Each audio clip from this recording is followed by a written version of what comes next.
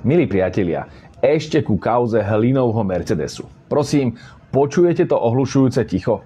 Keď Pavol Gašpar neuviedol auto do majetkového priznania, tak tu z toho robili revolúcie a všetky liberálne médiá tu chrlili nenávistné titulky. A najviac vrieskal Hlina.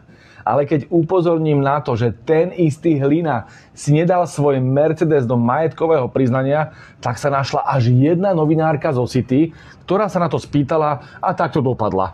Hlina pred ňou zbabelo zutekal a namiesto neho reagoval ďalší zo saskárskych alibistov Krúpa. Akože, ja som chcela ohľadom toho videa, čo zverejnil Ľuboš Blaha včera, že pán Hlina má auto Mercedes, ktorý nemá v majetkovom priznaní, a to som sa chcela spýtať, že teda, či to je pravda, alebo nie, alebo... Viete čo, ja stručne tam je akože majetkové priznanie, alebo teda dávate vtedy, ak to vozidlo má nejakú hodnotu, ja teraz neviem, koľko to je, či to je 30 alebo 35 tisíc alebo niečo podobné.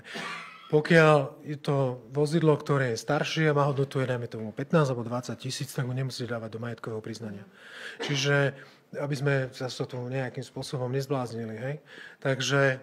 Toto je prosím pekne SAS. V prípade šéfa SIS sú to najväčší bojovníci za transparentnosť a brechajú ako rozúrený rottweiler, ale v prípade Hlinovho Mercedesu sa tvária, že stal 50 halierov a netreba ho dávať do majetkového priznania. Už je z nich odrazu roztomilý pudlíček. A že však čo, hádam sa z toho nezbláznime. Tá suma, pán Krúpa, pri poslednom majetkovom priznaní nebola žiadnych 30 až 35 tisíc, ale 24 500. A mňa by úprimne zaujímalo, či Hlinov Mercedes nemá väčšiu hodnotu.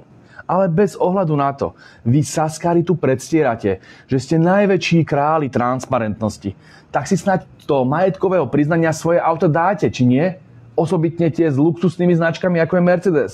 Ja som to so svojou starou Kraxňou urobil a nevyhováral som sa, aká je lacná. Určite nemá hodnotu 24 500, ale mám ju tam. Ale tu na karpatský liberál Hlina pri svojom Mercedese, čo je drahá a luxusná značka, je taký arogantný, že do majetkového priznania nedal žiadne auto. Lebo však firemné netreba, že?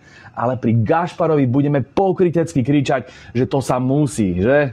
Keby bol Hlina zo Smeru, tak už ho tu naháňajú zbesili novinári a behajú po autobazaroch, koľko stojí Mercedes.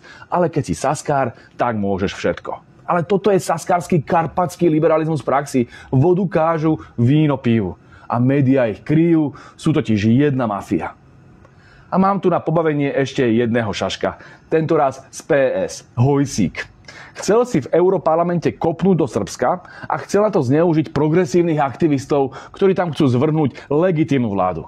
My v Smere sme mu za tento jeho extrémistický návrh pochopiteľne nezahlasovali.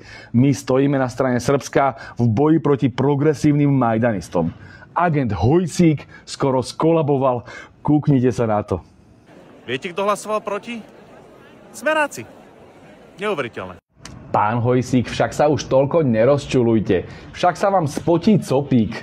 My na rozdiel od vás chránime slovenskú menšinu, ktorá má v Srbsku nadštandardné práva a ďakujeme za to prezidentovi Vučičovi. Ale to neznamená, že každú hlúposť, ktorú spraví nejaký váš progresívny aktivista v cudzine, budeme ako takí blázni obhajovať.